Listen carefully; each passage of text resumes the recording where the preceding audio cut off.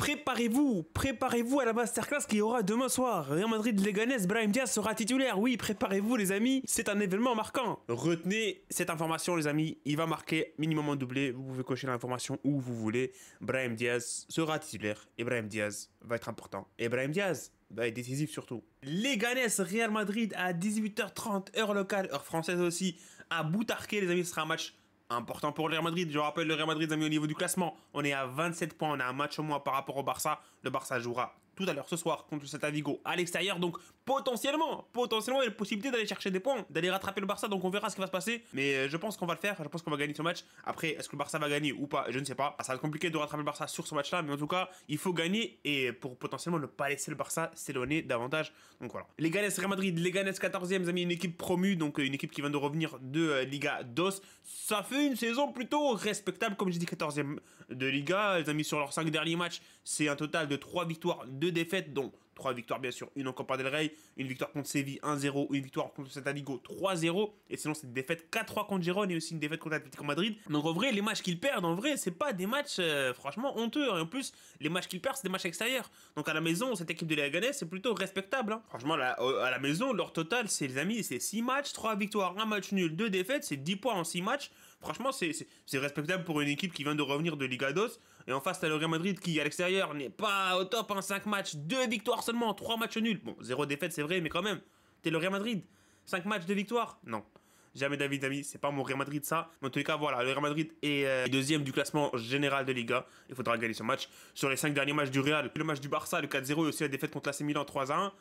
Mais voilà. Sinon, les amis, il y a 3 matchs aussi. Il y a 4-0 contre Osasuna, il y a 5-2 contre Dortmund et aussi une victoire 2-1 à l'extérieur contre Celta Vigo. C'est vrai que les résultats sont pas incroyables, mais je pense que c'est rattrapable vu que le Barça ne s'est pas éloigné d'une avance de 9 ou 12 points, donc ça va aller. Et en termes de confrontation directe, cette équipe de Leganés, on les a pas joués depuis 2020. C'est fou quand même, depuis 2020. La dernière rencontre entre deux équipes, c'est un match nul, c'était 2 partout à Boutarque. Et sinon, sur les 5 dernières confrontations entre des équipes, c'est 2 nuls, une défaite et 2 victoires pour le Real Madrid.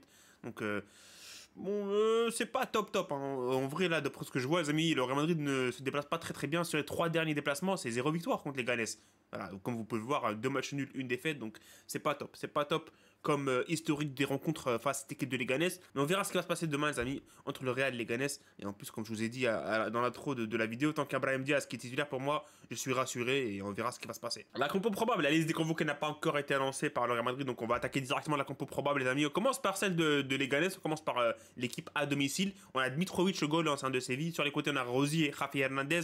La défense centrale, Nastasic, Sergio González. Le milieu sera composé de Juan Cruz, Mounir, El Haddadi sur les côtés donc.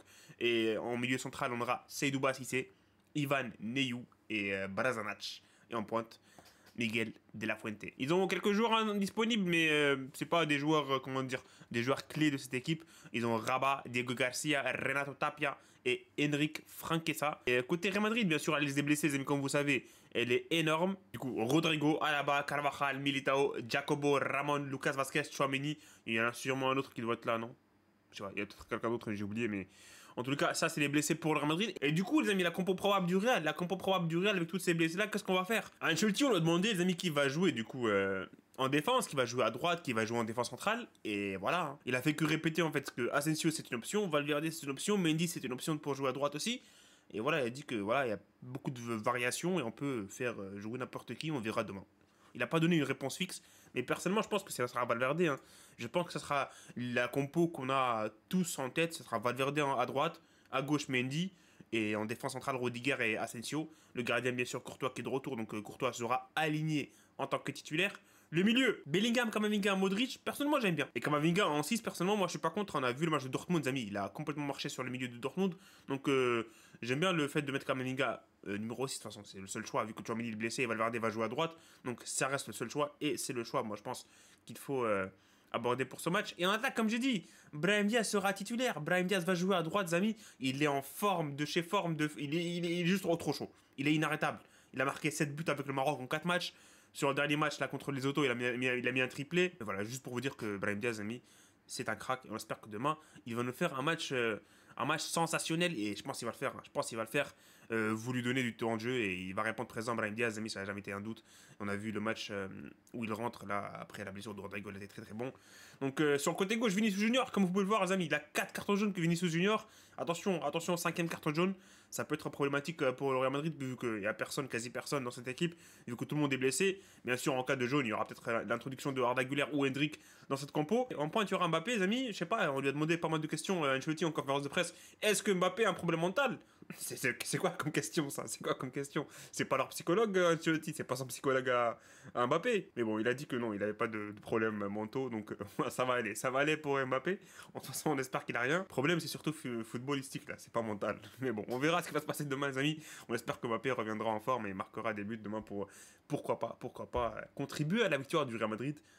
Parce qu'il faut, en fait, il faut. Il a mis quoi 6 buts en 14 matchs, c'est peu pour la star qu'il prétend être. Voilà pour la compo probable. De toute façon, voilà comment dire, les highlights, les points les plus importants pour cette compo. Ça sera l'introduction de Asensio qui sera titulaire, Valverde qui va jouer à droite, le retour de Mbappé, on verra comment il va revenir, et surtout la titularisation de Brahim Diaz qui va jouer demain à droite, et on verra ce qui va se passer. Et voilà, on va espérer que ce sera un bon match. Donc, pronostic maintenant. Pronostic Real Madrid, Leganés à l'extérieur.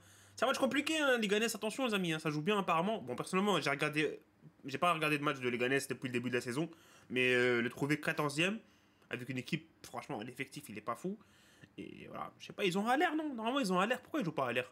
Bon, on verra demain s'il va jouer ou pas, mais en tout cas, il est pas là, peut-être il est blessé, je sais pas. Mais en tous les cas, les pronostics, Leganés, Real Madrid, victoire du Real Madrid, enfin, pour moi, la compo, elle est quasi parfaite, les amis. Bien sûr, il y a énormément de blessés, mais je pense, Brahim Diaz, Vinicius sur le côté, ça va être très très mal. Et je pense une victoire du Real Madrid 3-0. Et on n'en parle plus. Je fais confiance à Asensio. Je sais que défensivement, on n'est pas au top. Mendy, il n'est pas au top. J'espère qu'il va revenir au top. On va pas encaisser. Courtois est de retour. Courtois est de retour, même si Loulin avait fait un très très bon travail lors de l'absence de Courtois. Moi, je pense qu'on va gagner, les amis, sans problème. 3-0 contre les Ganes. Et je veux dire, but de Mbappé, but de Brahim et but de Vinicius. C'est pas original, mais c'est comme ça, les amis. Et on verra ce qui va se passer demain. En tous les cas, les amis, n'oubliez pas dans les commentaires de mettre votre pronostic. Et aussi de liker la vidéo. Et voilà, ce sera tout pour cette vidéo. Salut et profitez des vôtres.